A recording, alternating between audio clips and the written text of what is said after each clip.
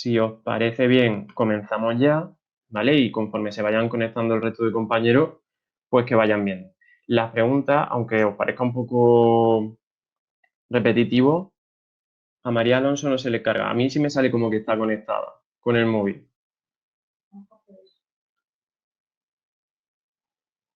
No sé si podrá verlo bien. En móvil no sé si funcionará igual de fluido a lo mejor que en ordenador, ¿vale? Si vemos que en algún momento se carga lento o lo que sea, me decís, ¿de acuerdo? Vale, vale, parece que María ya ha conseguido entrar. Pues eso, que os grabaré la sesión y la subiré a YouTube, ¿vale? Tanto la de este grupo como la del grupo siguiente, por si acaso hay alguna duda que no haya salido, que la tengáis. Y lo que sí, que aunque sea un poco pesado, las preguntas que me vayáis haciendo las iré leyendo, porque no sé seguro si en la versión grabada sale el chat de preguntas, ¿vale? Entonces, a lo mejor es un poco pesado, voy a aparecer aquí una locutora de radio diciendo, María Bella pregunta que, pero de esa manera, así se nos queda claro y cualquier cosa que tengáis, yo sí que os animo pues a que nos preguntéis aquí en la sesión, pero durante la semana pues a Rocío o a mí, cualquier dudizca que os surja, cualquier cosa que no entendáis bien, me decís, ¿vale? ¿Los vídeos de YouTube lo habéis podido ver bien? ¿Habéis podido acceder correctamente? Vale. De todas formas, son vídeos para explicar cosas muy concretas, ¿vale? Hoy nos centraremos un poquito más en lo que es la explicación de lo que es más importante, lo que tenemos que tener en cuenta, eso que haríamos en clase, que sería repasar un poquito, pues, en qué tenemos que hacer más hincapié y sobre todo si os ha surgido alguna duda a lo largo de la semana, ¿vale? Entonces, había planeado yo que lo primero que haríamos sería revisar un poquito el PowerPoint, ¿de acuerdo? Ver qué es lo que es más importante dentro del PowerPoint, luego revisar el libro, ¿sí? Ver también qué es lo más importante dentro de lo que hay en el libro y que tenemos que tener en cuenta que complementa el PowerPoint y luego pues las dudas que vayan surgiendo a lo largo de la explicación pues me vais preguntando, ¿de acuerdo? Vale, pues comenzamos. En este tema 14, ya lo iniciamos la semana pasada, pero sí que en este trabajo propio desde casa, pues queríamos que empezáramos de nuevo. El tema 14 en el sentido de que no empezáramos a mitad y que tuvierais todo el material para poder repasar. Entonces, el tema dedicado al anabolismo, a esa síntesis de moléculas más complejas a partir de moléculas simples, en los cuales nosotros utilizábamos la energía procedente del catabolismo o la energía que se va a generar en el propio anabolismo, como ya hemos podido ver en esta primera semana. ¿Sí? Por eso, siempre tenemos que hacer hincapié en que la definición del anabolismo es la obtención de moléculas orgánicas complejas, ¿sí? Y para ello yo necesito moléculas simples. ¿Qué es lo que pasa? Que para yo poder sintetizar una molécula compleja a partir de una simple, tengo que enlazar esas moléculas simples. Por lo tanto, tengo que formar esos enlaces a los cuales yo tengo que aportar energía. Como estoy aportando energía, en general, el proceso es endergónico, que nos pasa lo mismo que con el catabolismo. En general, el catabolismo era exergónico. Eso no quiere decir que haya algún proceso en los cuales nosotros generemos energía, pero vamos a necesitar esa energía, ese aporte extra de energía para poder sintetizar las moléculas complejas. Una de las preguntas principales que nos pueden hacer en relación a esto es que diferenciemos anabolismo de catabolismo. En el anabolismo, recordad que lo que vamos a hacer es, a partir de moléculas sencillas, obtener moléculas grandes, y en el catabolismo lo contrario, a partir de moléculas grandes, moléculas complejas, obtener moléculas simples o sencillas, ¿sí? Los procesos de obtención de moléculas complejas necesitan energía y los procesos de obtención de moléculas simples lo que hacen es liberar esa energía. ¿Por qué? Porque yo lo que estoy haciendo es crear o romper enlaces. Cuando yo creo un enlace, esa energía se libera. Entonces, lo que voy a hacer aquí es aprovechar la energía que me liberan procesos de ruptura para poder sintetizar, ¿sí? Esta parte era un poco repaso del tema primero, pero que es necesario para que entendamos lo que viene ahora. Y es que nosotros, el anabolismo, debido a la gran diversidad de procesos que se dan dentro del metabolismo, vamos a ver que tiene distintas clasificaciones, que es lo que veíamos en el primer vídeo. Entonces, hay una primera clasificación en la cual nosotros podemos ver que el anabolismo se divide en dos tipos según la molécula inicial que tengamos, según esa molécula de la que yo parto. Entonces estaríamos frente a un anabolismo autótrofo o un anabolismo heterótrofo. A los de mi grupo ya se lo comenté, siempre nos han dicho de pequeños que autótrofo significa que fabrica su alimento y heterótrofo significa que se alimenta de lo que hacen otros.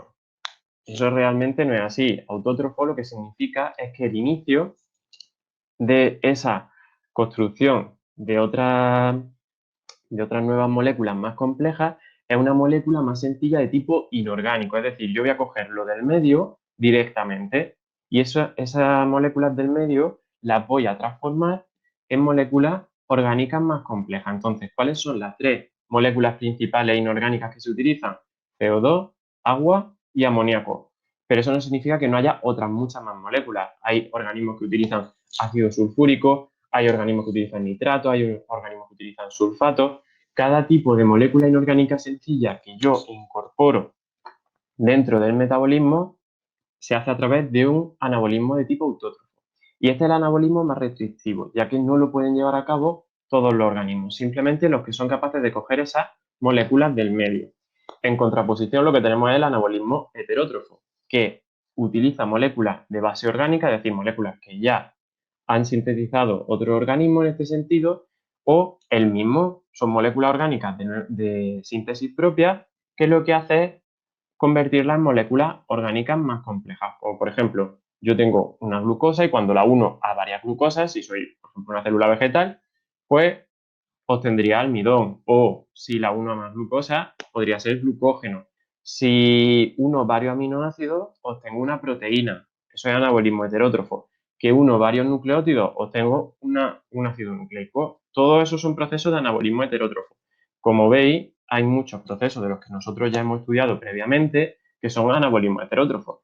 Si nos preguntaran en un examen, ejemplos de procesos de anabolismo heterótrofo, traducción, transcripción, replicación, todo eso son ejemplos de anabolismo que muchas veces no lo vemos como tal porque están en el tema, en el bloque de genética, pero también formarían parte de esta fase de anabolismo. Entonces, nosotros tenemos que hacer dos distinciones principales.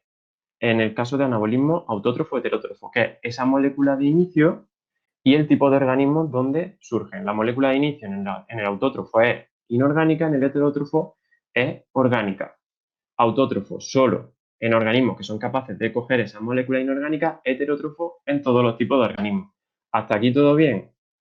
Más o menos lo que explicábamos al inicio del primer vídeo y yo supongo que es muy sencillo, que os queda más o menos claro. Además que también lo vimos en clase la semana anterior al aislamiento. ¿Sí? Vale. Si no me decís nada, supongo que sí. En este sentido, nosotros repasando, ¿no? Pues veríamos que tenemos tres tipos de moléculas, que son las moléculas inorgánicas sencillas, las orgánicas sencillas y las orgánicas complejas. Lo que vamos a hacer en un anabolismo es obtener esta última, las orgánicas complejas, a través de esos procesos, ¿vale? Esta sería una diapositiva un poco resumen de lo que hemos dicho. Ejemplo de anabolismo heterótrofo, que es en el que no nos vamos a centrar, pero sí que tenemos que conocer algunos ejemplos, como por ejemplo la síntesis, ¿vale? De glúcidos, lípidos, proteínas y ácido nucleico, que son las cuatro biomoléculas orgánicas complejas en las cuales nosotros vamos a utilizar distintos monómeros, distintas moléculas más simples para poder sintetizar. En el caso de, por ejemplo, las proteínas, esa molécula sencilla serían los aminoácidos. Yo uno aminoácidos para poder sintetizar proteínas completas. Como son comunes a todos los organismos, estos anabolismos de tipo heterótrofo suceden en el citoplasma. Eso no quiere decir que sea exclusivo de citoplasma todo. Por ejemplo, transcripción y replicación en eucariotas se da en el núcleo, pero en general en todos los organismos se daría en el citoplasma, sobre todo en procariotas, que es donde no hay núcleo. ¿Qué es lo que tenemos que ver? Que como son comunes, yo necesito la misma maquinaria enzimática en todo. Entonces, ¿dónde voy a tener la maquinaria enzimática principalmente? En el citoplasma. Eso no quiere decir que haya algunos procesos pues, que estén localizados en sitios concretos, como puede ser el retículo endoplasmático, el aparato de Golgi o en el núcleo. Entonces, de aquí, ¿qué tenemos que saber? Ejemplo, simplemente. Ejemplo de anabolismo heterótrofo de glúcidos, pues, por ejemplo, un precursor puede ser el piruvato, puede ser el fosfonopiruvato, puede ser la glucosa, ¿sí? Y algún proceso. nosotros hemos puesto aquí en la diapositiva dos. La gluconeogénesis, que es la síntesis nueva de glucosa a partir de fosfonolpiruvato, y la glucogenogénesis, que es la síntesis nueva de glucógeno. ¿A partir de qué precursor? De la glucosa en este caso, ¿vale? En el caso de los lípidos, nosotros vamos a ver que los precursores que utilizamos son la glicerina, los ácidos grasos, incluso el acetil-CoA, y lo que vamos a hacer es reducirlo continuamente, ir añadiendo carbono e hidrógeno para poder convertirlo en lípidos más complejos. Las proteínas, su anabolismo heterótrofo característico es la traducción, y ese precursor que utilizan son los aminoácidos. Y por último, el ácido nucleico, el precursor sería las bases nitrogenadas, la ribosa o desoxirribosa y los grupos fosfato, y los sintetizamos a través de los procesos de replicación, el ADN, y transcripción, el ARN. Ahora, aquí tenéis una diapositiva que es un poquito resumen de esos procesos. No tenéis que saber qué procesos son, pero sí que van a suceder la mayoría de ellos en el citoplasma y algunos localizados en algún orgánulo concreto. En procariotas, donde suceden en todo, sucede en el citoplasma y no sucede en otra parte. Sí vamos a ver que tiene apoyo de la membrana, pero eso será algo que dejaremos para el siguiente. Ahora, ¿dónde nos vamos a centrar nosotros realmente? En la clasificación del anabolismo, que se basa en esa fuente de energía. Nosotros, la fuente de energía en el anabolismo nos puede venir de dos fuentes principales, que son la luz del sol, en el caso del anabolismo fotosintético, que yo aprovecho la energía lumínica y la voy a convertir en energía química, como hemos visto durante esta semana, o de las propias reacciones, que es lo que vimos en un inicio. Las reacciones del catabolismo son reacciones exergónicas, me producen energía, pues yo esa energía la puedo aprovechar para estas reacciones de tipo endergónico. ¿Voy a aprovechar la energía directamente en los dos casos? No, lo que voy a hacer es energía convertirla en la moneda energética que utiliza la célula, que es la molécula de ATP. Yo voy a acumular esa energía en enlaces fosfato energéticos, que al romperlo me van a liberar esa energía y se la van a ceder a los compuestos que necesitan esta energía para poder formar nuevos enlaces. Dependiendo de cuál sea esa fuente de energía, si es la luz o si es reacciones químicas, tendré el anabolismo fotosintético y el anabolismo quimiosintético. Hay células que son capaces de llevar a cabo los dos. Por ejemplo, las células vegetales llevan a cabo tanto anabolismo fotosintético como anabolismo quimiosintético. Sin embargo, nuestras células, las células animales, solo llevan a cabo anabolismo de tipo quimiosintético. Nosotros vamos a utilizar las dos clasificaciones del anabolismo para denominar los procesos. Por ejemplo, un anabolismo que utilice la energía de la luz y su materia de inicio, su molécula de inicio, sea inorgánica, pues sería un anabolismo fotosintético autótrofo, que en este caso nosotros lo abreviaríamos como anabolismo fotoautótrofo.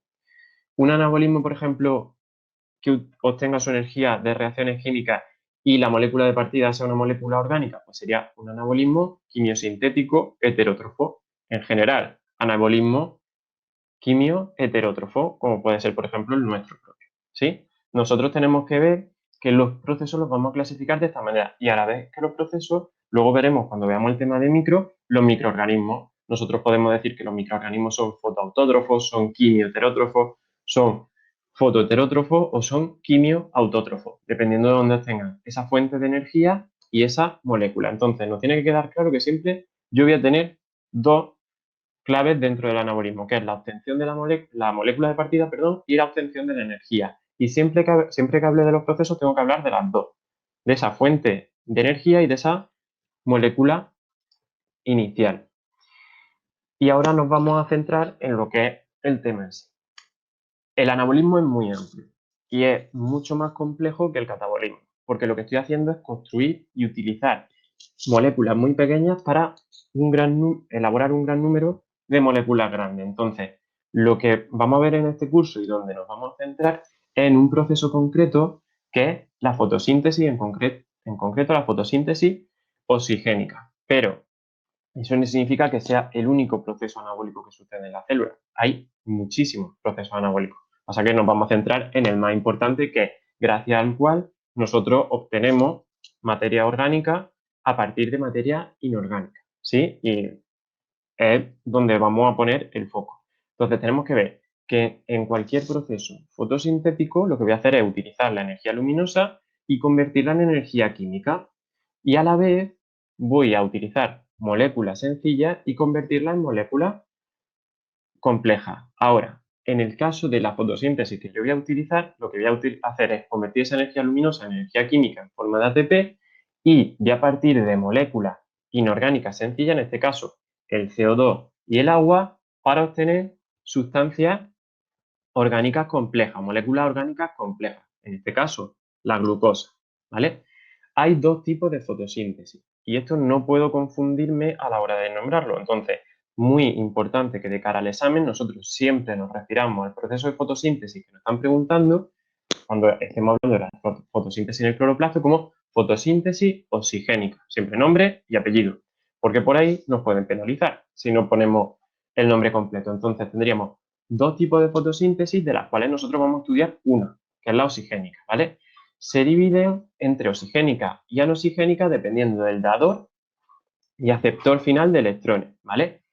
En el caso de la fotosíntesis oxigénica, el dador inicial de los electrones es el agua. A quien yo le voy a quitar los electrones para poder activar mi cadena de transporte es el agua. Y el que los va a aceptar finalmente, no en el proceso de la fase luminosa, sino al final del todo, es decir, la molécula que voy a reducir es el CO2, de manera que voy a sintetizar glucosa. Ahora, en este proceso en el cual yo le he quitado los electrones al agua, estoy generando oxígeno y es el que me da nombre a la fotosíntesis. Fotosíntesis oxigénica porque genera oxígeno, pero el oxígeno es un subproducto, no es lo más importante del proceso fotosintético. La función del proceso fotosintético, recordad, como cualquier proceso anabólico, es dónde obtengo la energía y qué es lo que voy a sintetizar a partir de qué. Entonces, la fotosíntesis es el proceso de obtención de energía de la luz para reducir el CO2 a glucosa. No es el proceso por el cual se fabrica oxígeno en las plantas, que eso es algo que llevamos confundiendo a los niños pequeños durante muchísimos años y a ver si conseguimos cambiarlo. La fotosíntesis no tiene como función la fabricación de oxígeno, sino que este oxígeno se genera como subproducto y al acumularse en la atmósfera, nosotros, los organismos heterótrofos, aerobios, hemos conseguido proliferar, pero no es esa función de la fotosíntesis.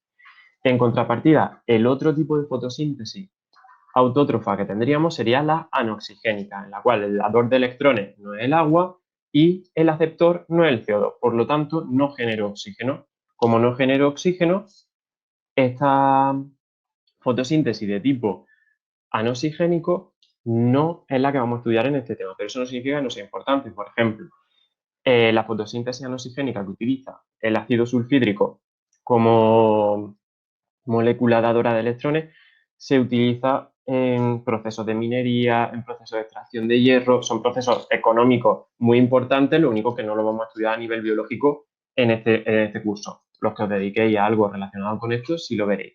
¿En cuál nos vamos a centrar? En la oxigénica, ¿vale? Y muy claro, fotosíntesis oxigénica, dador, el agua, aceptor final, CO2, y que el oxígeno es subproducto. No podemos decir que el oxígeno es directamente la función de esa fotosíntesis o el porqué de esa fotosíntesis. ¿De acuerdo? ¿Hasta aquí hay alguna duda de lo que hemos visto? Vale, Rubén. Rubén nos dice cuál sería la función real de la fotosíntesis. La función real es, a partir de la energía lumínica, yo obtener una molécula compleja utilizando el CO2.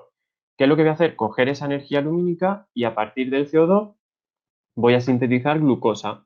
Entonces, siempre que hablemos de los procesos anabólicos, tenemos que tener en cuenta dos cosas: de dónde me viene la energía y luego la molécula simple que utilizo y a qué la convierto. Entonces, en el caso de la fotosíntesis oxigénica, yo voy a obtener la energía de la luz, de la energía lumínica, y luego voy a sintetizar glucosa a partir de una molécula sencilla que es el CO2 como subproducto, como algo, además de eso, yo aparte genero oxígeno, porque lo que estoy haciendo es partir, que lo veremos ahora, la molécula de agua en dos.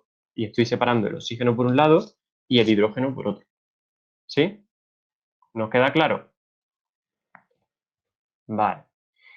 Pues vamos a ver esa fotosíntesis oxigénica, que es la fotosíntesis que llevan a cabo las células vegetales gracias a los cloroplastos y algunos procariotas de los que provienen esos cloroplastos.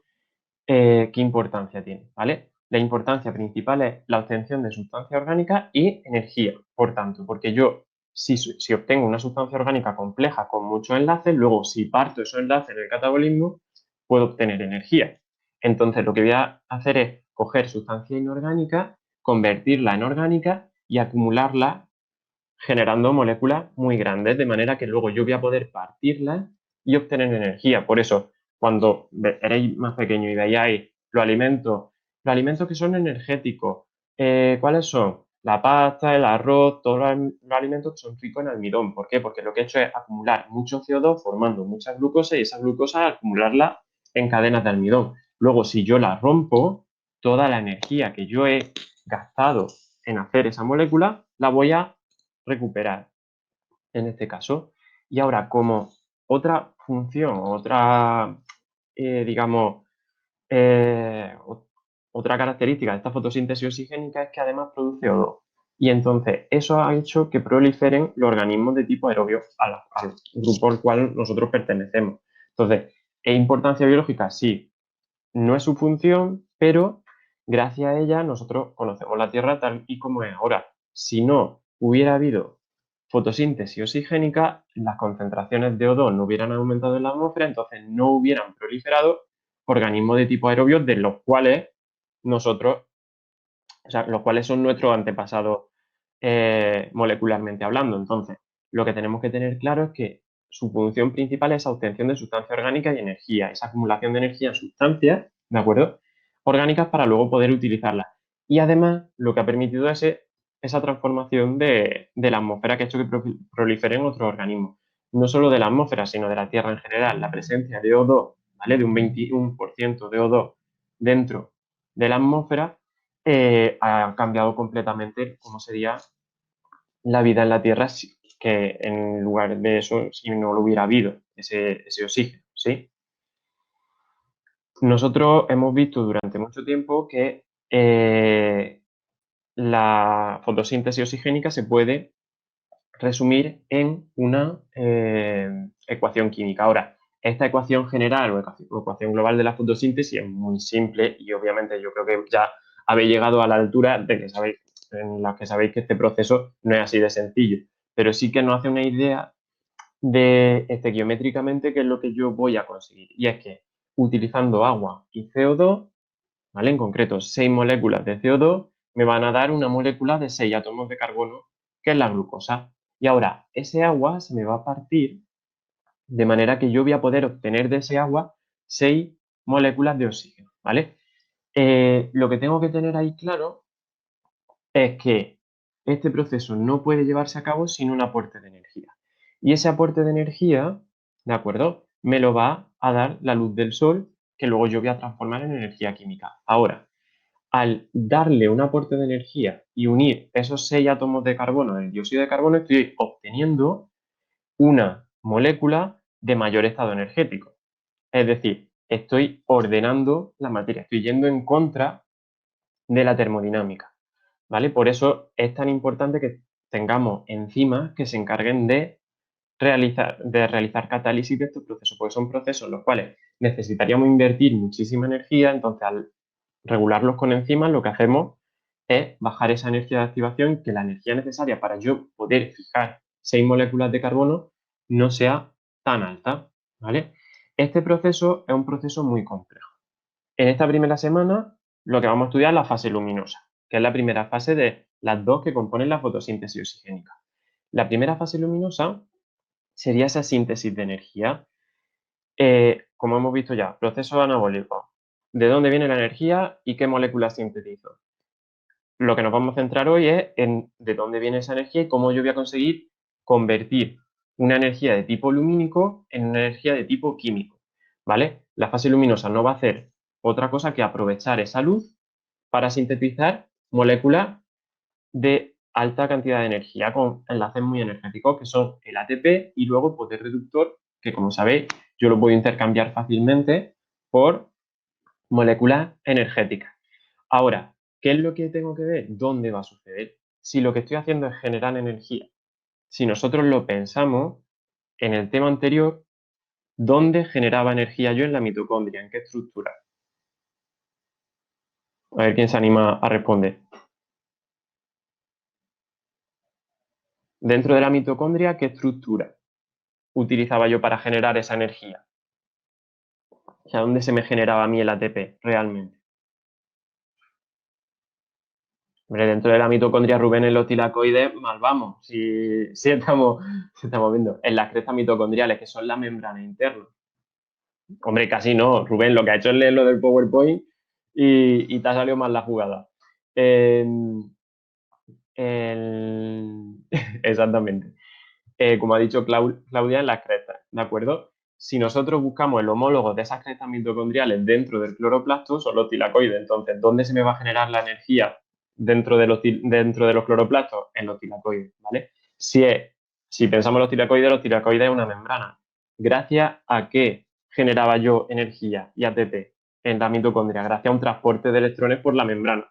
Pues si quiero generar energía dentro de la fase luminosa en los cloroplastos, lo que voy a hacer es transportar electrones a través de los tilacoides, ¿vale? La semana que viene nos centraremos en la fase oscura, que no requiere luz y lo que va a hacer es sintetizar compuestos a partir de moléculas más sencillas. En lo que hemos visto antes del anabolismo, todos los procesos anabólicos, la gran mayoría, sucedían ¿en qué parte de la célula? A ver si acertamos ahora. Venga, Rubén, tiene segunda oportunidad para ver si acierta. ¿En qué parte de la célula sucedían la mayoría de los procesos anabólicos? Cuando hemos estado viendo, en el citoplasma. ¿Cuál sería el homólogo del citoplasma dentro del cloroplasto?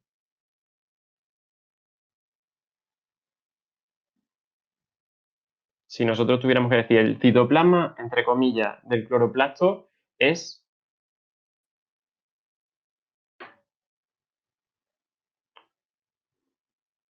o si lo llevamos a la mitocondria, en el anterior, en la mitocondria, ¿dónde me sucedían los ciclos enzimáticos más importantes? El ciclo de Krebs, ¿dónde se me producía esa síntesis de compuestos continuos? ¿En qué parte de la mitocondria?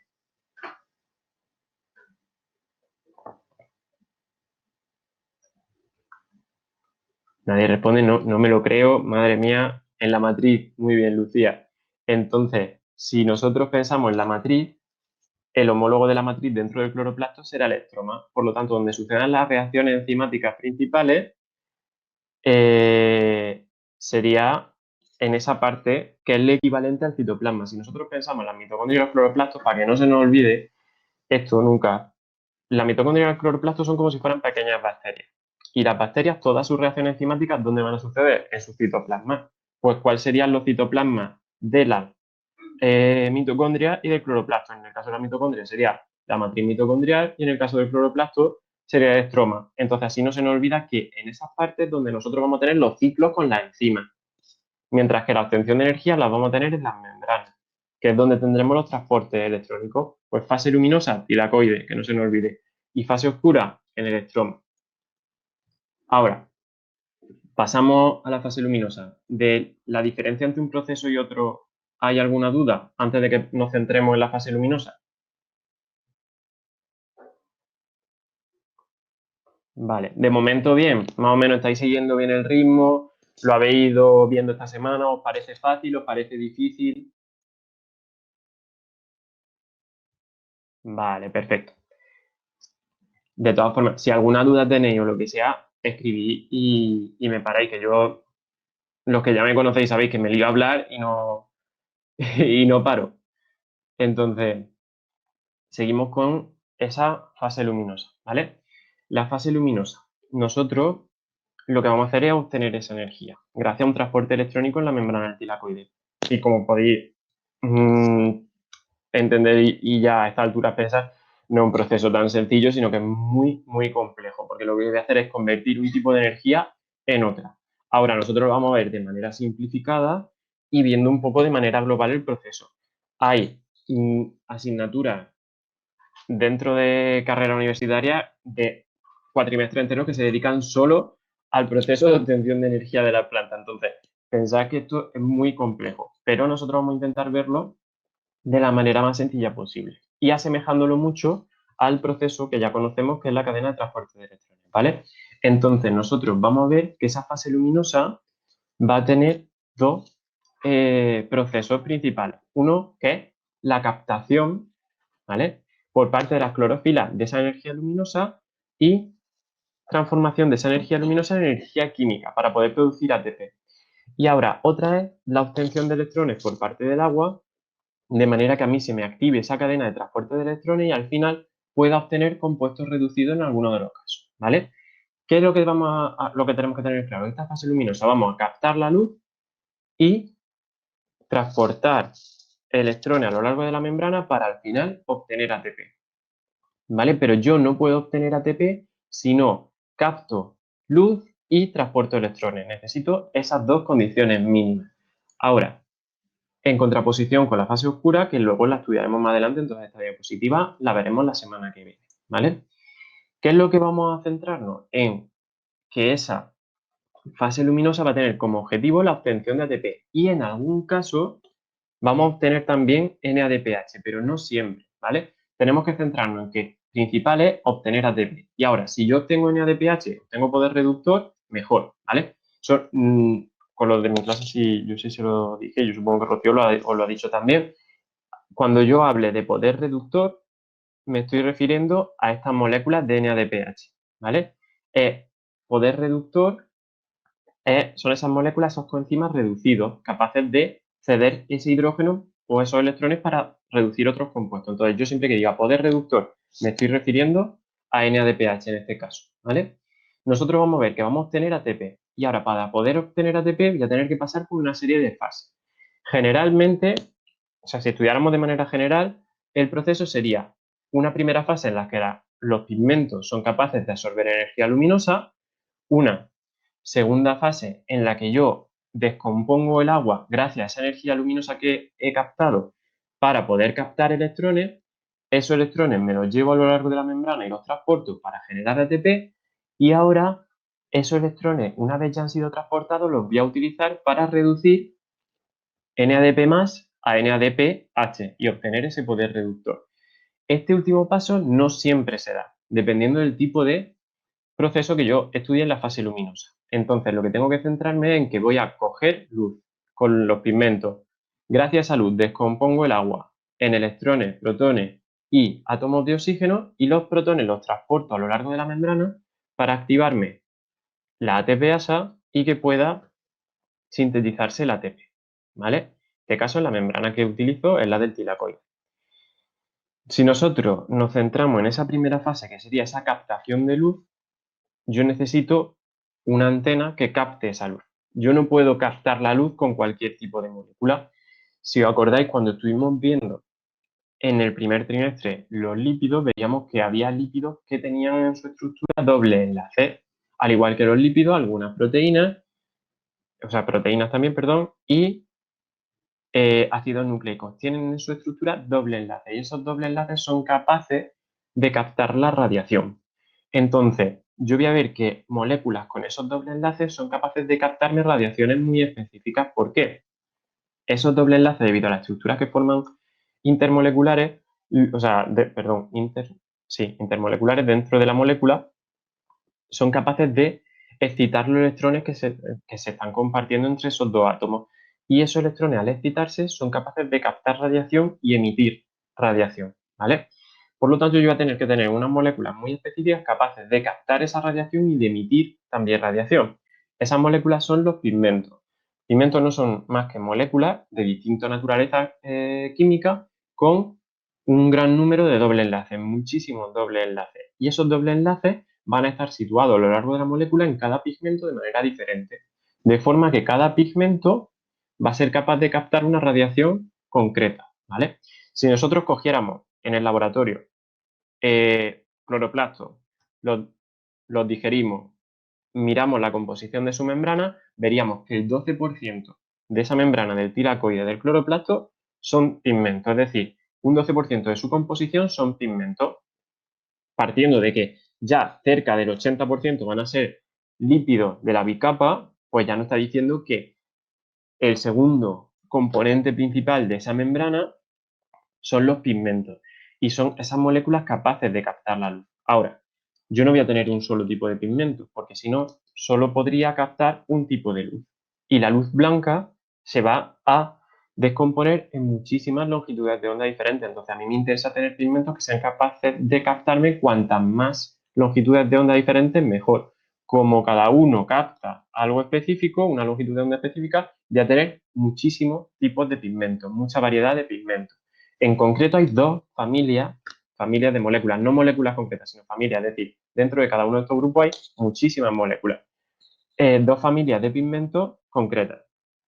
Exactamente, hay pigmentos específicos para cada longitud de onda. Cada molécula es capaz de absorber una longitud de onda o unas poquitas longitudes de onda concretas, Andrea. Y entonces lo que voy a tener es, dentro de la membrana, muchos pigmentos diferentes y cada uno va a coger una longitud de onda diferente. De manera que así la luz blanca la aprovecho. Porque si no, si solo cojo una longitud de onda, imaginaos que en el transcurso desde la fuente de luz hasta la hoja, esa luz se descompone por el agua que hay, por ejemplo, en suspensión en la atmósfera y no me llegará la luz que yo necesito, o sea, la longitud de onda que yo necesito, pues ya no podría captar esa luz para poder obtener energía. Entonces a mí me interesa tener muchos pigmentos diferentes, cada uno que capte una longitud de onda distinta para que así siempre tenga un suministro de energía, no dependa solo de uno. Entonces, vamos a ver que hay especificidades, pigmento, longitud de onda, de manera que el tiracoide que va a tener mucha variedad de pigmentos, principalmente dos familias, carotenoides, que son de color naranjicas y amarillico, y clorofilas, que son principalmente de color verde, ¿vale? ¿Por qué son de color verde o de color naranja? Porque son la longitud de onda que no absorben, es decir, la clorofila absorbe todas las longitudes de onda aproximadamente, excepto las clorofilas en general, excepto el verde, y por eso yo la veo de color verde, porque el verde es el que refleja, el que no es capaz de absorber. Y los carotenos principalmente los veo entre naranja y rojo porque absorben la otra longitud de onda, excepto el rojo-naranja, de manera que emiten ese rojo o naranja. ¿Sí? Lo que tengo que tener claro es que un pigmento tiene muchísimos dobles enlaces y esos dobles enlaces le permiten captar energía. Dependiendo de cómo estén situados esos pigmentos, van a captar una energía lumínica diferente u otra, es decir, una longitud de onda distinta u otra. ¿Sí? ¿Lo entendemos bien?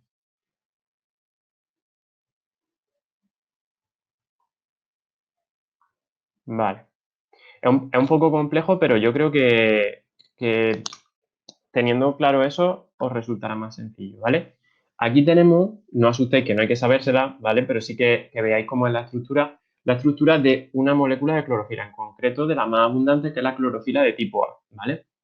Esta estructura de la clorofila de tipo A, nosotros vemos que un anillo con numerosos dobles enlaces. Este anillo, que no tenéis que saber el nombre, pero os lo digo, es un anillo porfirínico, ¿de acuerdo? Y en ese anillo porfirínico, en medio, tengo magnesio, ¿vale? Ese magnesio es el que permite que la molécula tenga esa estructura de doble enlace y que, junto con el carbono que forma el esqueleto, ¿no?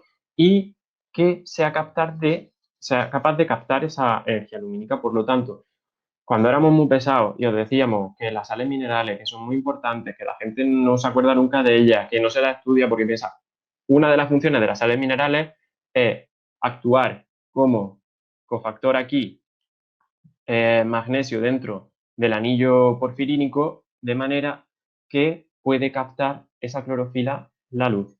Si la planta, por ejemplo, no tiene magnesio, ¿vale? La planta veréis que empieza a perder, o sea, si alguno soy aficionado a la jardinería en algún momento y observáis que vuestra planta empieza a perder color, ¿vale? A perder tonos verdes, seguramente sea porque está perdiendo moléculas de clorofila y esas moléculas de clorofila es porque no es capaz de sintetizarlas porque no tiene el magnesio que necesita.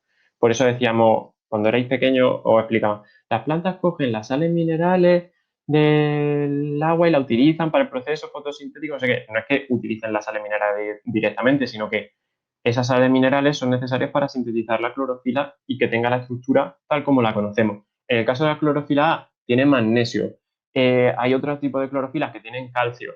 Dependiendo del tipo de clorofila dentro de la familia, pues tendrá un ion metálico u otro, ¿vale? Si nosotros lo asemejáramos a una estructura nuestra muy parecida, ¿vale? Nosotros tenemos una estructura química dentro de nuestro cuerpo que necesita iones metálicos en su interior para poder funcionar y adquirir esa estructura terciaria. ¿Cuál es? ¿Os acordáis? ¿Qué molécula mía necesita un ion metálico para poder funcionar correctamente? Que es encargada de transportar una sustancia muy necesaria que hemos visto que se produce como subproducto en este proceso de fotosíntesis. ¿Qué molécula de las que tengo yo utilizan un ion metálico para transportar otra molécula más pequeñita? ¿Caemos en eso o no? ¿Nadie se anima?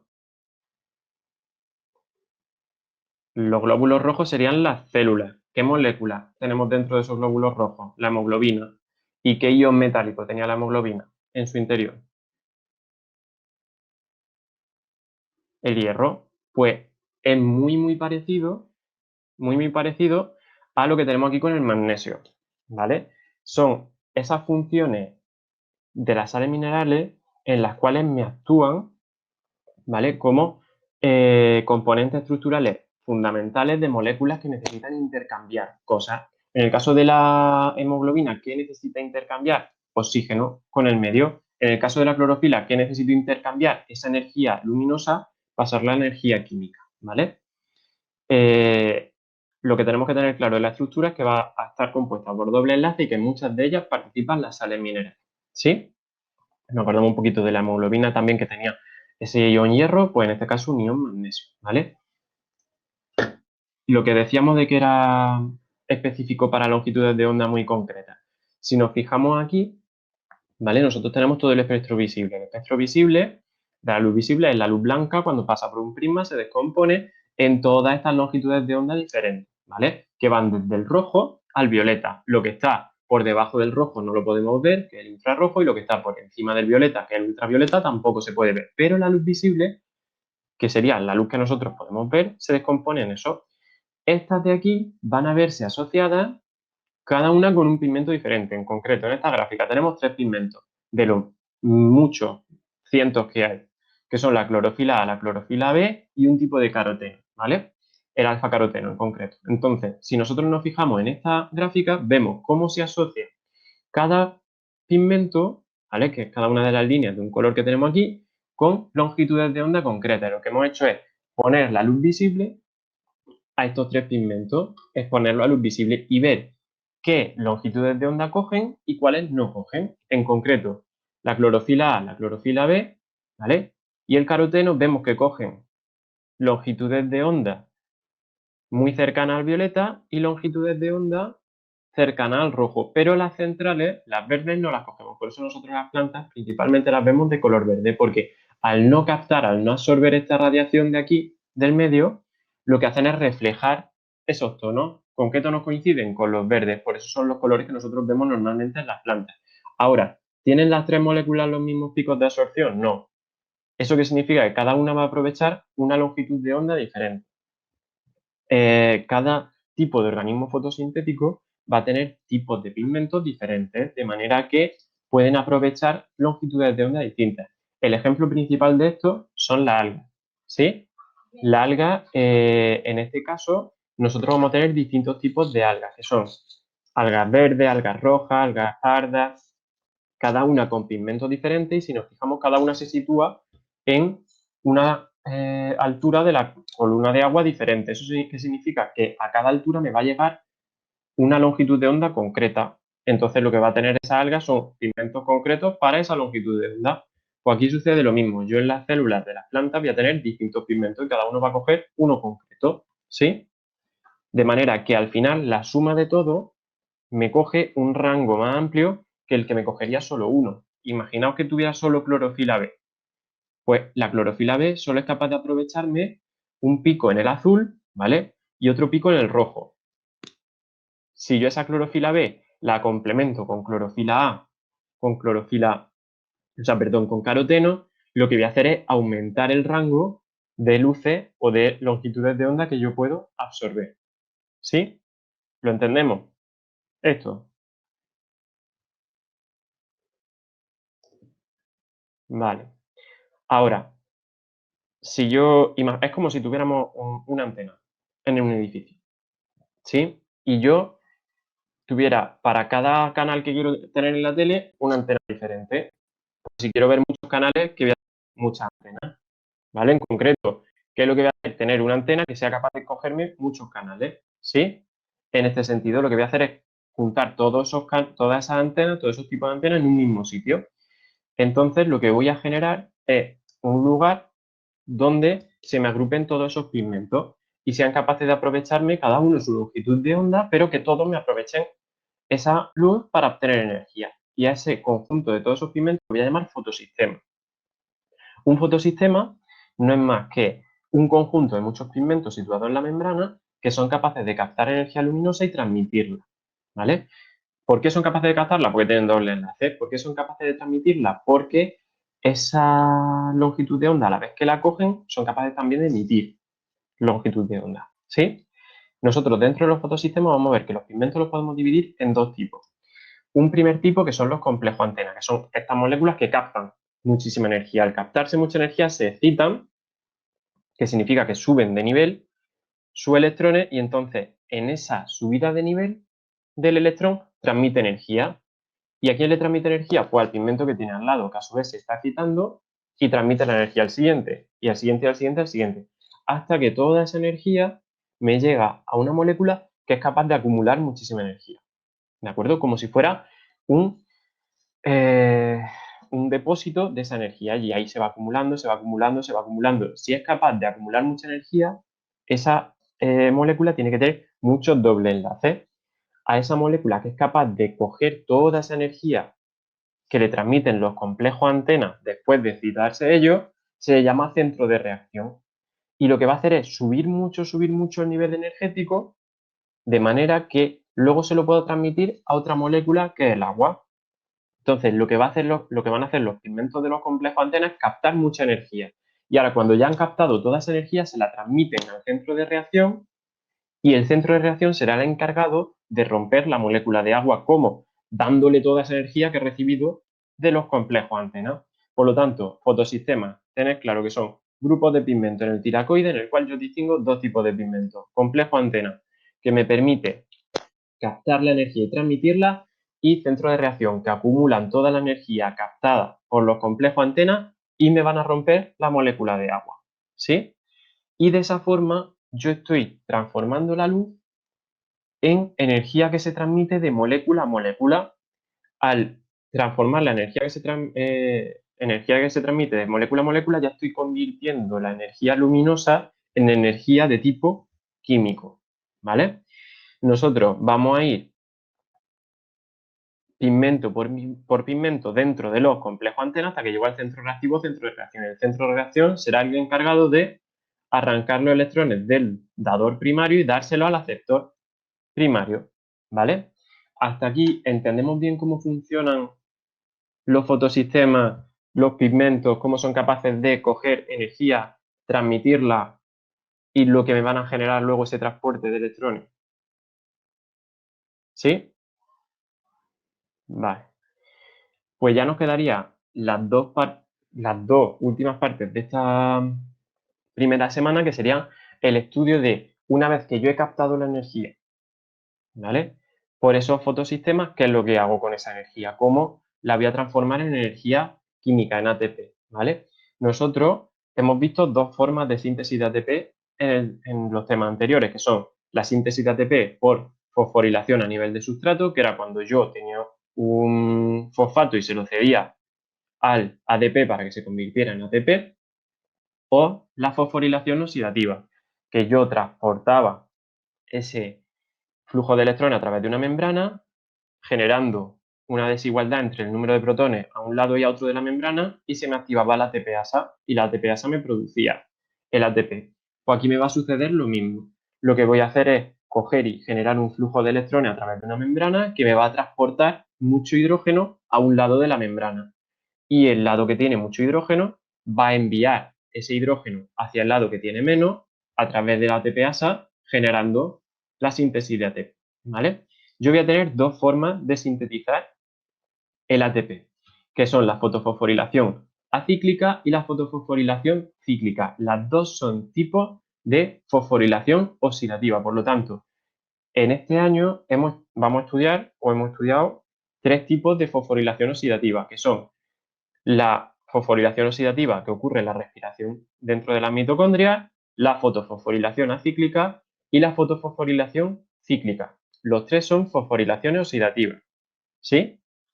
Ahora, una de ellas, que es la respiración, sucede en la mitocondria y las otras dos, que son la fotofosforilación acíclica y la cíclica, suceden en el cloroplasto, ¿vale? Pero si nos preguntaran por la fosforilación oxidativa, nosotros tendríamos que explicar las tres, porque son los tres tipos que existen, aunque estén en orgánulos diferentes.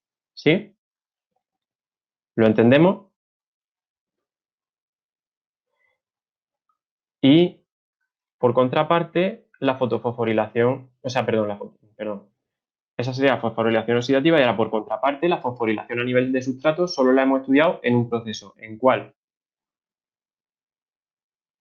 Teresa pregunta, ¿cómo se llama la de la respiración? La de la respiración sería una fosforilación oxidativa, ¿vale? Igual, lo único que en este caso sucede en la mitocondria, entonces nosotros lo llamamos respiración aerobia o cadena de transporte de electrones en la mitocondria, como queráis, ¿vale? Pero con que lo veáis como fosforilación oxidativa dentro de la mitocondria es suficiente. ¿Sí? Vale. Nosotros vamos a ver estas dos vías, ¿vale? A partir, o sea, lo que nos queda de clase. La fotofosforilación de tipo acíclico y la cíclica, ¿vale? Las dos suceden a la vez y se interconectan entre ellas. Ahora, en una, yo voy a producir solo ATP, ¿vale? Y va a ser menos, o sea, energéticamente va a ser tener menos rendimiento. Y otra que voy a producir tanto ATP como NADPH y luego ese NADPH lo puedo utilizar para sintetizar ATP. Por lo tanto, en la acíclica yo voy a tener más rendimiento. Cíclica, solo ATP, menos rendimiento. Acíclica, ATP y NADPH, mayor rendimiento. ¿Sí? En el caso de estas dos, van a suceder las dos en la membrana del tilacoide y van a estar interconectadas una con la otra, de manera que se me van a ir regulando el proceso. A veces haré cíclica, a veces haré acíclica y hay veces que estarán las dos funcionando al mismo tiempo, ¿vale? Pero son la misma cadena de electrones, lo único que con ligeras modificaciones dependiendo de las condiciones que yo tenga dentro del cloroplasto, ¿vale? Y ahora lo que vamos a hacer es pasar a estudiar una y otra, ¿vale? Empezamos con la acíclica, ¿vale? Que es la que más rendimiento energético me da. Esa fotofosforilación acíclica va a costar de distintas etapas, ¿vale? Que nosotros tenemos que entender. Entonces, esas etapas las vamos a estudiar de dos maneras. Una primera manera que es a nivel de membrana, ¿vale? Si nosotros viéramos la membrana, ¿qué es lo que sucede en esa membrana? Y luego otra segunda forma de verlo que es a nivel redox, o sea, de qué parto yo, qué potencial redox tiene, cómo se oxida o reduce, se oxidan o reducen determinados compuestos y qué es lo que me genera al final, ¿vale? Entonces, para esto, aunque en el PowerPoint lo tenemos, de acuerdo secuenciado, es mucho más sencillo verlo si lo dibujamos, ¿vale? Entonces, os voy a compartir la pizarra y sí necesito que me digáis si se ve bien o no. ¿Vale? ¿Se ve bien?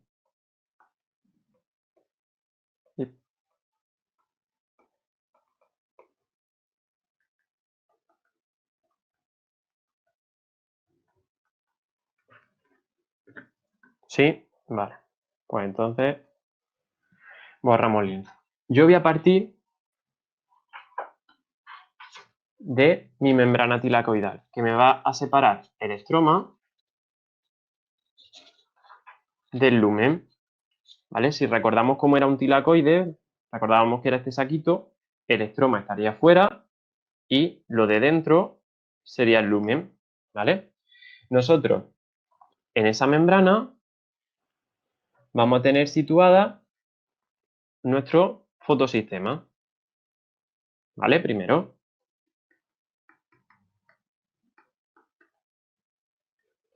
a ese fotosistema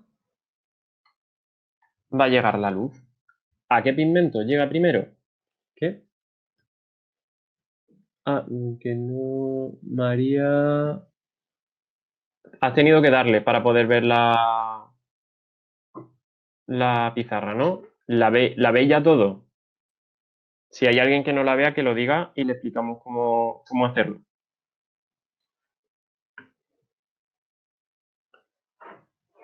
Vale. Nosotros vamos a tener esa membrana con el fotosistema. El fotosistema va a llegar luz. ¿Sí? Es el único que se ha movido esto. A ver. Va a llegar luz, que va a ser captada por esos complejos antenas. Los complejos antenas van a transmitir esa energía hacia el centro de reacción y el centro de reacción va a ser capaz de a una molécula del agua quitarle 2 electrones. Esos 2 electrones que les quita, lo que van a hacer es incorporarlos a una cadena de transporte a lo largo de la membrana. ¿Sí? Ese proceso de aquí se llama fotólisis del agua. Y ahora, una vez yo tengo esa fotólisis del agua, ya he obtenido 2 electrones. Pues esos 2 electrones los voy a transportar a lo largo de mi membrana. ¿Vale? ¿Qué es lo que voy a tener aquí? Proteínas, complejos proteicos que son capaces de transportar entre ellos electrones. De manera que se me va a producir un flujo de electrones en la membrana que me va a traer hacia adentro iones hidrógeno. ¿Vale? Eso que me genera que yo aquí tenga en el lumen una concentración de hidrógeno muy alta y en el electroma una concentración de hidrógeno muy baja. ¿Sí? De manera que por gradiente el hidrógeno, ¿hacia dónde tendería a ir? ¿Hacia qué parte? Hacia el lumen. Por gradiente, si en el lumen tengo mucho hidrógeno, porque lo he introducido hacia adentro, ¿hacia dónde tiende a ir? Hacia el electroma. ¿Qué es lo que voy a hacer yo? Colocar una proteína ATPasa que me transporte hacia afuera el hidrógeno. Si yo voy a tender a transportar hacia afuera el hidrógeno porque aquí tengo mucho, esa proteína ATPasa, que es transportador de hidrógeno, enviará hacia afuera ese hidrógeno y me sintetizará a partir de ADP más fosfato inorgánico, ATP.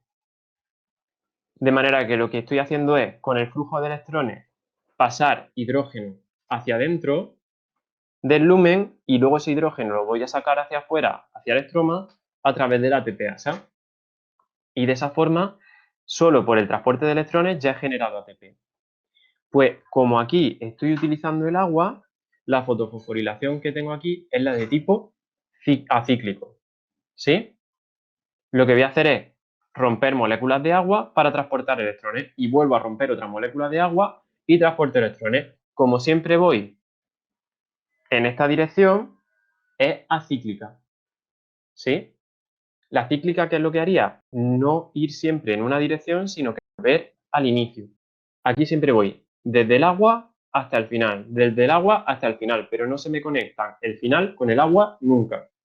¿Sí? Como si fuera una cadena, ¿de acuerdo? De montaje en la que inicio con el agua y termino. Exactamente, los electrones lo que van a hacer es activar estas proteínas, Claudia, y de esa forma, esas proteínas que son deshidrogenasas, lo que van a hacer es introducir hidrógeno dentro del lumen, ¿vale? Aumentando mucho la concentración de hidrógeno dentro del lumen y de esa forma provocar que ese hidrógeno luego salga a través de la ATPasa, ¿sí? Es como si yo le dejara el hidrógeno solo para salir la puerta de la ATPasa y entonces a través de la ATPasa es el único sitio por el que el hidrógeno puede volver al estroma y que las concentraciones de los dos se equilibren. Y entonces ahí lo que voy a tener es síntesis de ATP continua. ¿Entendemos eso? ¿Sí? ¿Hay alguien que no lo entienda, que no lo vea, que se haya perdido en algún paso? Si no me decís nada, supongo que sí, ¿no? Vale. Pues, si esa sería la fotofosforilación de tipo acíclico, nosotros vamos a ver que hemos sintetizado ATP.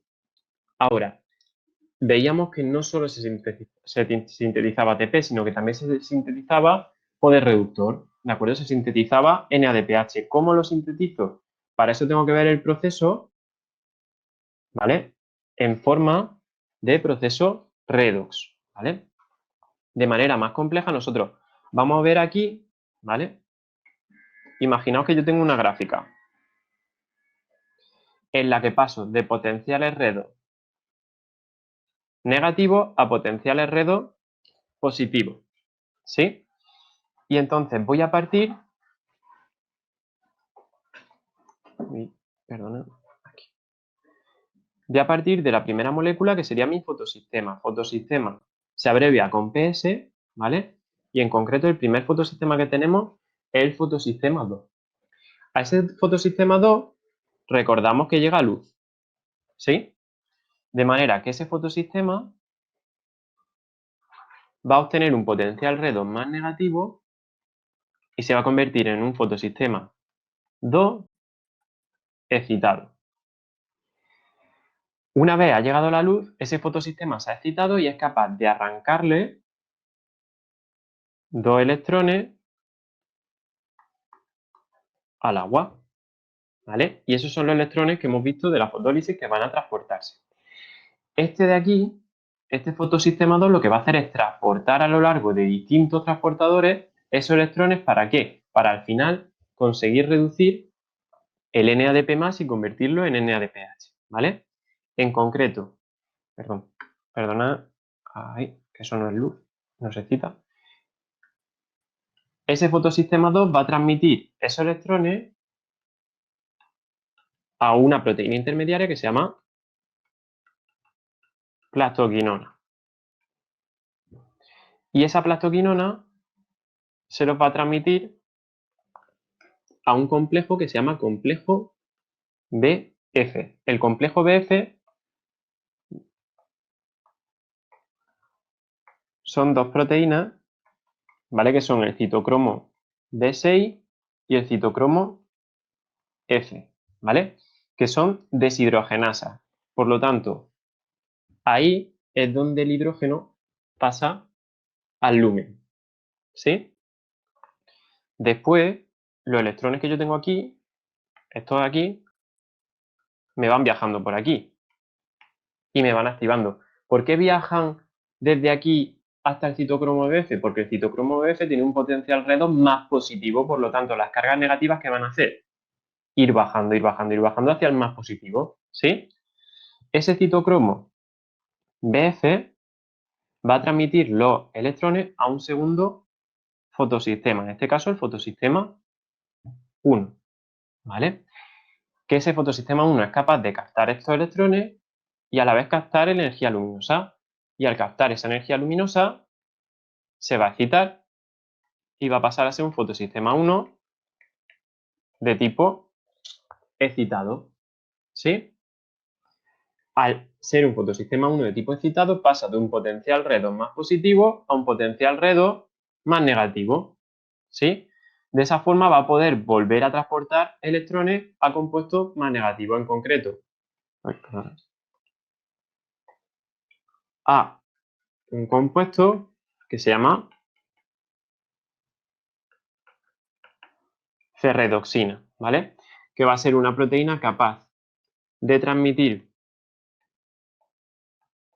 esos electrones al NADP+, que junto con protones que hay en el medio, se completan esos electrones, forman átomos de hidrógeno y me sintetiza NADPH, ¿sí? Los electrones han ido en este sentido, ¿vale? Si los electrones fueran en azul, viajan en este sentido y los protones van hacia adentro, de manera que al final lo que me quedaría aquí sería que la ATPasa coge estos protones de aquí, los saca hacia afuera y sintetiza ATP. Y ya tengo los dos compuestos que se me sintetizan en este proceso, que son el NADPH y el ATP, ¿vale? Para entender cómo se sintetiza el ATP es más fácil verlo a nivel de membrana. Para entender cómo se sintetiza el NADPH es más fácil verlo así, a nivel redox, ¿sí? ¿Entendemos bien ambos procesos o hay alguna duda en algún paso? ¿Hay alguna duda? ¿Alguna cosa que no veáis? ¿No? ¿Os quedaba ya más o menos claro o teníais dudas antes de la clase de hoy?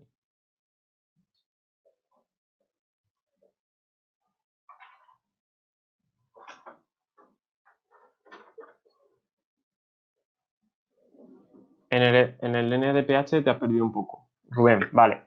Lo que voy a hacer aquí, ¿vale? Es sintetizar esa molécula de NADPH, ¿sí?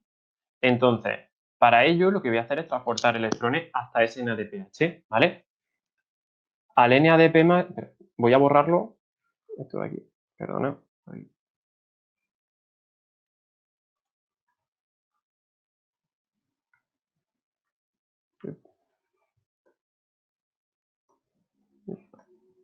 Estoy intentando moverlo. Ahí. Rubén, al NADP más, para convertirlo en NADPH, tengo que añadirle hidrógeno, ¿vale? Y el átomo de hidrógeno tenemos que recordar que es un electrón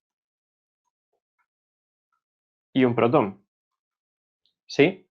El electrón me va a venir de aquí, de ese transporte electrónico, y el protón de los H+ que yo tengo en el electroma o en el lumen, ¿vale? En cualquiera de las dos partes. Entonces, ¿qué es lo que voy a hacer?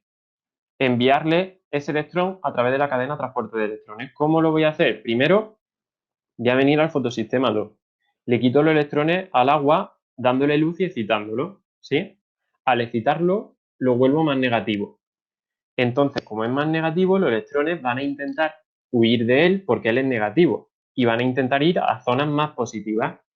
¿Cuáles son las zonas más positivas? Las siguientes proteínas, que son la plastoquinona y el citocromo B6 y el citocromo F, el complejo BF. Lo que van a ir es viajando a esas moléculas más positivas desde el punto de vista redo. ¿Para qué? Para ir transportándose a lo largo de la membrana. Ahora, cuando llega al citocromo B6 y citocromo F, lo que hace es producir que estos se activen y al activarse pasan hidrógeno dentro del tiracoide.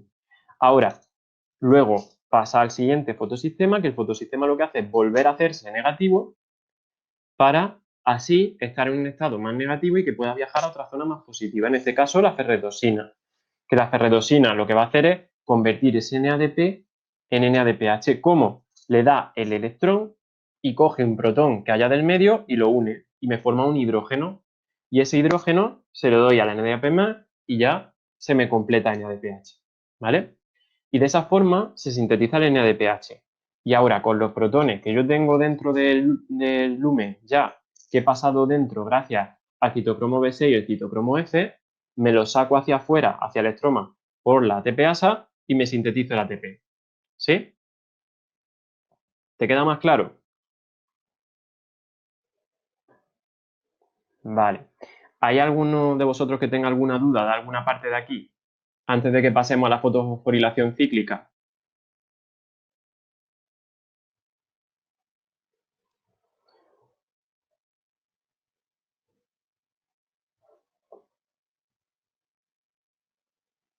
La quimiosíntesis como tal no entra. Sí que tenemos que saber que es un organismo quimiosintético, pero si os fijáis en las especificaciones del temario, ¿de acuerdo? En lo que son los contenidos que nos mandaron desde la armonización, la quimiosíntesis no es contenido evaluable, como tal, los procesos quimiosintéticos. Lo que sí es que sepamos la definición, ¿vale? Exactamente, si os fijáis, además que hace una especificación en los contenidos, aparecen en gris, ¿vale? Y pone no, contenido no susceptible a evaluación. ¿Vale? Hasta aquí todo claro. Pasamos a las fotos, a la fotofosforilación de tipo cíclico. ¿Sí? Vale. ¿Qué es lo que vamos a ver ahora? Que esa fotofosforilación de tipo acíclico se va a completar o complementar con una fotofosforilación de tipo cíclica. Perdón. Aquí en el PowerPoint tenéis los esquemas que yo he, ¿vale? Desarrollado, ¿vale? Para que veáis cómo se produce ese transporte, ¿vale? Lo intermediario entre los dos fotosistemas, los dos tipos de fotosistemas, no es necesario que lo sepáis, pero sí que sirve para entender cómo funciona el proceso, y si lo utilizáis en el examen y lo ponéis, eso nunca os va a restar en ese sentido, pero yo creo que es más fácil ver cómo funciona el proceso completo que simplemente estudiar de memoria qué es lo que sucede, ¿vale? Y aquí lo tenéis a nivel de membrana. Ahora, nosotros vamos a ver que en la cíclica solo produzco ATP. Por lo tanto, el paso este de aquí, en el cual la ferredoxina me pasa los electrones hacia el NADP+, lo voy a cambiar, ¿vale? Lo que voy a hacer es, esos electrones, en lugar de pasar al NADP+, van a volver a la cadena de transporte, ¿sí? En concreto, ¿cómo sucede? De esta forma, nosotros, ¿vale? Lo tenía aquí en la diapositiva, pero lo voy a poner en la pizarra para que lo veáis. Nosotros vamos a partir en la cíclica, perdón,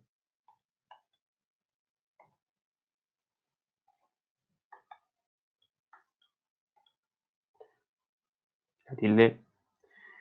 En la cíclica vamos a partir de ese fotosistema 1. A ese fotosistema 1 va a llegar la luz, pero no solo la luz, sino también los electrones que venían desde el fotosistema 2, ¿sí? Y va a pasar a ser un fotosistema 1 excitado. Ese fotosistema 1 excitado lo que va a hacer es transmitir esos electrones, ¿vale? Y esos electrones que están llegando al fotosistema 1 excitado tienen que pasar a un compuesto más, o sea, en este caso estamos en un compuesto más negativo, un compuesto más positivo. ¿Cuál va a ser ese compuesto más positivo? Si nos fijamos, después del fotosistema 1 en el anterior, nos venía la ferredoxina. Pues aquí sucederá lo mismo. Este fotosistema 1 lo va a transmitir a la ferredoxina. ¿Pero qué sucede?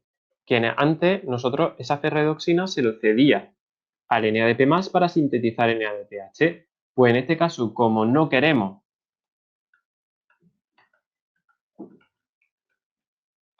NADPH, no se lo voy a ceder al NADPH, sino que lo voy a devolver a la cadena de transporte. Y el electrón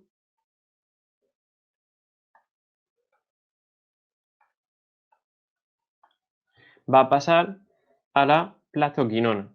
De la plastoquinona pasará al complejo BF y del complejo BF de nuevo al fotosistema 1, ¿sí? De manera que los electrones se van a mover de forma cíclica. Como yo estoy pasando por el citocromo B6, citocromo F, voy a producir transporte de hidrógeno, que luego va a la ATPasa y esa ATPasa me va a sintetizar ATP a partir de ADP más fosfato inorgánico. Pero lo que no se me sintetiza es el NADPH. ¿Por qué? Porque la ferredoxina yo la voy a tener como transportadora hacia atrás, ¿vale? En lugar de transportárselo al NADP+ para sintetizar NADPH, lo que va a hacer es devolverlo a la plastoquinona. Y de la plastoquinona va a pasar de nuevo al citocromo BF, pasa hidrógeno hacia dentro del lumen, que pasará luego hacia la ATPasa y me sintetizará ese ATP, ¿vale? De forma que este flujo es cíclico. Aquí, ¿quién no está participando? El agua. Yo no estoy rompiendo agua, sino que estoy aprovechando los electrones de una primera ruptura y lo estoy transportando continuamente por el proceso, ¿vale? ¿Cuándo voy a utilizar este proceso de fotofosforilación de tipo cíclico? Cuando yo no quiera sintetizar poder reductor porque tenga mucho. Si yo tengo mucho poder reductor, a mí no me interesa generar más poder reductor. Entonces lo que voy a hacer es utilizar este de aquí, que solo me sintetiza ATP y no poder reductor, ¿sí? Y lo que me va a hacer es complementar el anterior, ¿sí? Si lo vemos desde el principio de nuevo, yo voy a pasar del fotosistema 1, le doy luz y electrones y se excita y pasa a fotosistema 1 excitado. Ese fotosistema 1 excitado es capaz de transportar esos electrones hacia la ferredoxina, que era el siguiente, pero en vez de ir hacia el NADP+, vuelve a la plastoquinona. Y de la plastoquinona al citocromo B6 y citocromo F, que transportan hidrógeno hacia dentro del tilacoide y electrones de nuevo al fotosistema 1, de manera que se me cierra ese ciclo, esa fotofosforilación de tipo cíclico, ¿sí? Yo esta la puedo complementar con la de tipo acíclico. ¿Sí? ¿Cómo? ¿Lo haría? Pues esto de aquí, a esa plastoquinona, llegarían, perdón, se me ha metido la flecha esa, llegarían electrones desde el fotosistema 2 excitado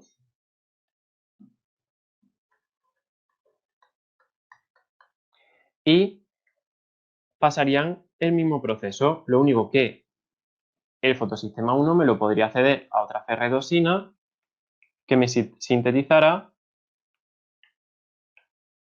el NADPH desde el NADP+.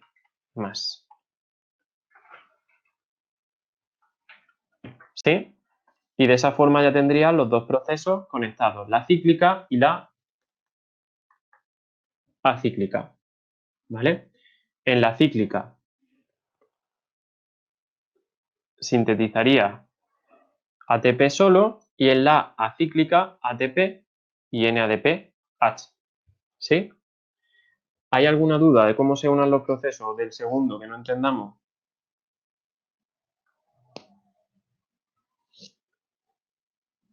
¿Hay alguna cosa que os resulte rara? ¿Algún nombre que no hayáis pillado? ¿Algún paso del proceso?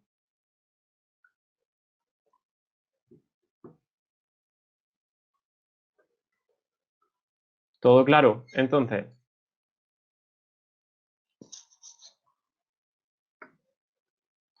de todas formas, si algo no os quedará claro, como luego vaya a tener el vídeo, lo voy a subir a YouTube para que lo tengáis. Lo veis en casa, o sea, bueno, en casa ya está.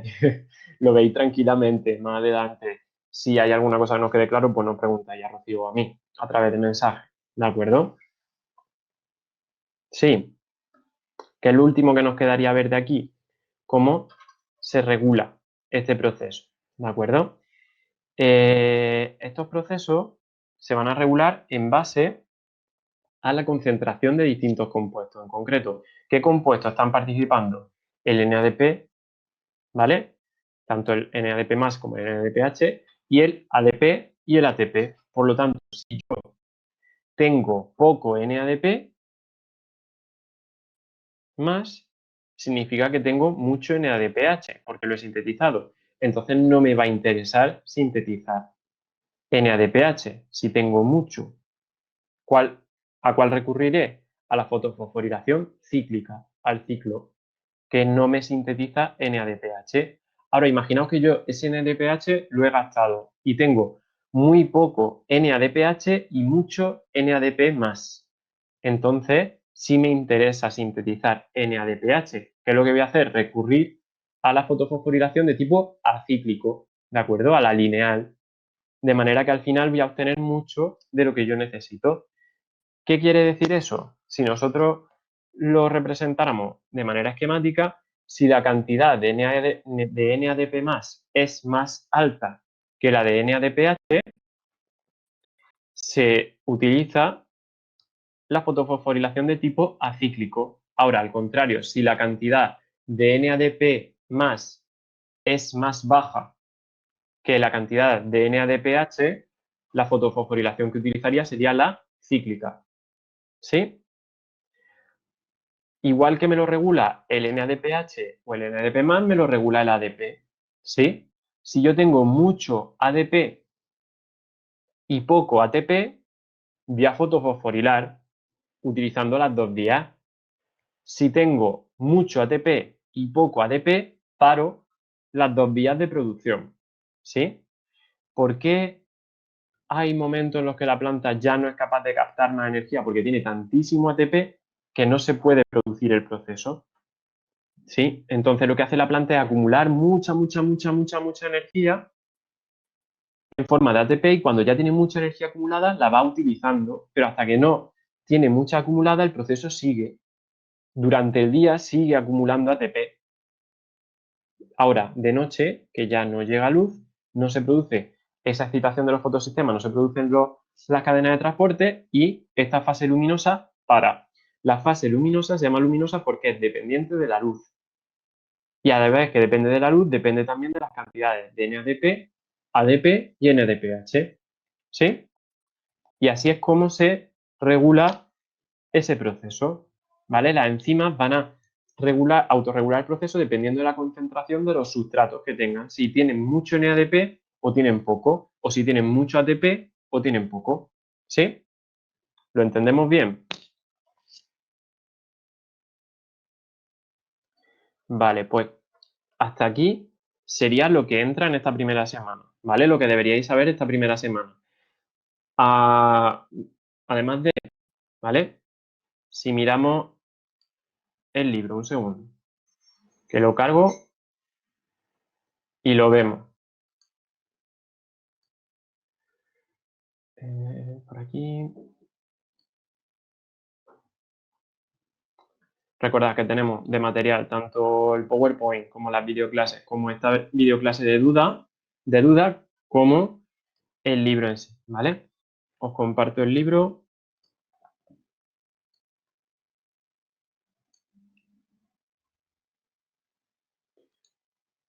De la aplicación aquí.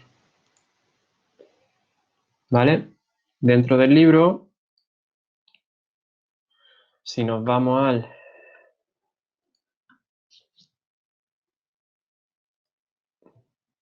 ¿Veis todo el libro?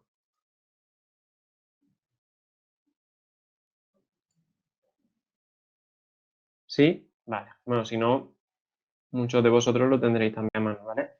Si nos vamos al libro, ¿vale? Tendríamos la primera parte que nos viene como tipos de nutrición, que en realidad lo que tenemos que saber es lo que viene en el PowerPoint, ¿vale? La diferencia entre autótrofo, heterótrofo, fotótrofo y quimiótrofo. Y el anabolismo centrándonos más en lo que son los distintos tipos de anabolismo según lo que hemos visto en lo anterior, ¿vale? Fotosíntesis, diferencia entre fotosíntesis oxigénica y anoxigénica, que es lo que viene en la diapositiva, ¿vale? Y ya empezaríamos con la captación de la energía lumínica, ¿vale? Nosotros en la página 243 tenemos la explicación de esos complejos antena y de la diferencia entre complejo antena y centro de reacción, ¿vale? De esta primera parte, ¿vale? De fase lumínica y fase oscura, simplemente saber las diferencias, ¿vale? Porque como luego lo estudiamos a fondo cada proceso y ya nos vamos a centrar en lo que son, lo que aquí viene como transporte electrónico dependiente de luz, serían esas fotofosforilaciones, ¿de acuerdo? Primero, lo que nos viene en el libro como flujo electrónico abierto sería la fotofosforilación de tipo acíclica, ¿sí? En el que nosotros tenemos ese flujo abierto de electrones, es decir, que van en un solo sentido. Y luego el flujo electrónico cíclico sería la fotofosforilación de tipo cíclica, ¿sí?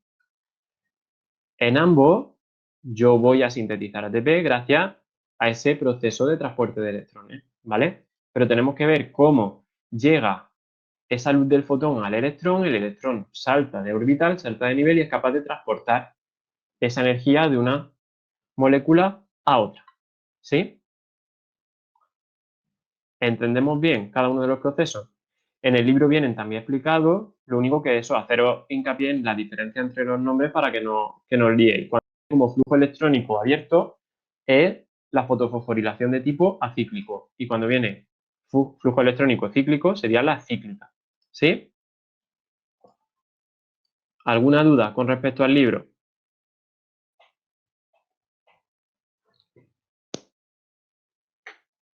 ¿No? Vale, ahora, además de lo que hemos explicado, ¿hay alguna duda que tengáis antes de que terminemos la sesión? ¿Alguna pregunta que os surja? ¿Alguna cosa que no tengáis claro?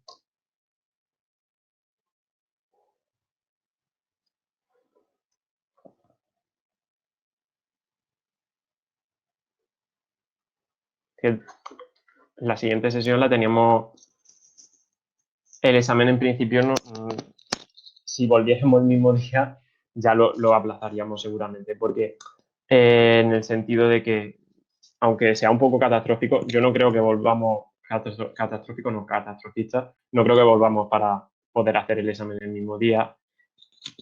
Y obviamente después de las semanas que ha habido, que el trabajo es diferente y demás, nosotros lo tendríamos en cuenta de cara a poder planificar la asignatura de otra manera, ¿vale? El alosterismo es el tipo de regulación enzimática. Entonces, simplemente que sepamos cómo funciona un regulador alostérico, pero eso era del tema, no o sea, del tema 12, del tema de enzimas, ¿vale? Pero no hay que saber todos los tipos de alosterismo y cómo es, no, simplemente pues que las enzimas tienen distintas formas de regulación y una de ellas es el alosterismo, ¿sí? Pero eso, que la planificación de la asignatura cambia. Ya supongo que visteis el comunicado de Jaime en el que en principio la EBAU se aplazaría, lo que no se sabe es la fecha a la que se aplazará, entonces en base a las nuevas fechas que nos indicarán en el momento en el que nosotros volviéramos a la normalidad, seguiríamos adelante, ¿sí? También nos dijo Jorge, sí, lo de la, Sara me pregunta que había alguna forma si había alguna forma de conectar con cámara. Con este programa no, ¿de acuerdo? Que es lo que ayer lo estuve hablando por la tarde con Jorge. Sí que hay otras opciones, entonces en un principio sería en el caso de que, Teresa dice que no hace falta, en el caso de que quisierais algún tipo de comunicación de ese tipo, pues ya os ponéis en contacto con nosotros, pero de cara a clase que todo el mundo pueda hablar a la vez y eso es un poco más complicado. Entonces yo creo que de esta forma funcionamos bien. Como primera experiencia, ¿os parece útil? ¿No ha parecido útil? ¿Echabais de menos que os diéramos la tabarra en clase como tal o no? Hombre, yo sé que en el fondo alguno habrá que dirá, madre mía, que han puesto una clase de biología un viernes por la mañana, pero yo creo que así, para este tipo de conceptos que son un poco más complejos, nos enteramos mejor. ¿Sí? Vale, vale. Yo me alegro que os haya resultado útil y eso intentaremos la semana que viene para el viernes estaría programada la siguiente. Que vemos que la planificación puede extenderse y que pudiéramos hacer alguna más, pues mejor, ¿vale? Aún así, nosotros a mediados de la semana que viene, cuando ya sepamos un poquito cómo vamos a seguir funcionando, pues intentaremos ponernos, bueno, nos pondremos en contacto con vosotros y os comentaremos cómo vamos a trabajar, ¿vale? Así que, Claudia, ahora mismo por los exámenes y demás, no te preocupes. Tú preocúpate en ir entendiendo las cosas, ir estudiando poco a poco y luego ya cuando lleguen exámenes y demás, ya llegará. No os preocupéis ahora por el día 2, ¿vale? Lo que sí que lo comenté en clase, sí, lo que pasa es que como de esta parte más de entender y demás, los esquemas no lo he ido subiendo, pero sí que os subiré al final del bloque 3 esquemas básicos con todos los procesos que hay que saberse. ¿Vale? Lo que sí que en este tipo de ejercicios son más de intentar razonarlo, por eso hacemos hincapié en que razonéis a partir del proceso, porque muchas veces a lo mejor se va a preguntar, ¿y cómo se genera ATP? ¿Y cómo no se genera ATP? Y no es tanto una explicación como tal desarrollada, sino relacionar el proceso. Entonces, lo que voy a hacer es, cuando acabemos el bloque, de los o sea, de los distintos procesos catabólicos y anabólicos que hemos visto, que os tenéis que saber sí o sí. ¿vale? De forma esquemática. Pero aún así, es más que vosotros entendáis el proceso para poder razonarlo que el estudiaros algo de memoria como tal. ¿Sí? De todas formas, eso, cualquier cosa que tengáis duda o que queráis ir trabajando, nos vais diciendo, ¿vale? Igual que si nosotros hemos ido seleccionando en los vídeos el contenido que creemos que es más importante. Ahora, si vosotros creéis que hay alguna parte que no entendéis, que necesitaréis un vídeo extra para poder entender esa parte, pues nos lo decís también. Nosotros elaboramos el vídeo en base a las necesidades que vosotros tengáis también, porque imaginaos que hay una parte que entendéis muy bien y no es necesario vídeo y es más necesario, pues de otra parte, pues nos vais diciendo, ¿vale? Nos contactáis tanto a Rocío, bueno, vosotros en vuestro caso es que podéis escribir a Rocío, principalmente. Rubén, yo también te quiero, pero no hace falta que me mandes corazoncito, que en este momento no es lo que toca. Aún así, eso, muchas gracias chicos por asistir y que cualquier cosa que tengáis, cualquier duda, vosotros, a mí no me podía escribir directamente, pero le escribí a Rocío y entre los dos que estamos continuamente hablando ya os resolvemos las dudas, ¿vale? Esta tarde tendréis el vídeo colgado en YouTube y para los que no hayan podido asistir o vosotros si queréis volver a verlo, le echáis uno, ¿de acuerdo? Así que nada más, que os vaya bien este periodo de aislamiento y nos vemos pronto, ¿sí? Venga, hasta luego, chicos.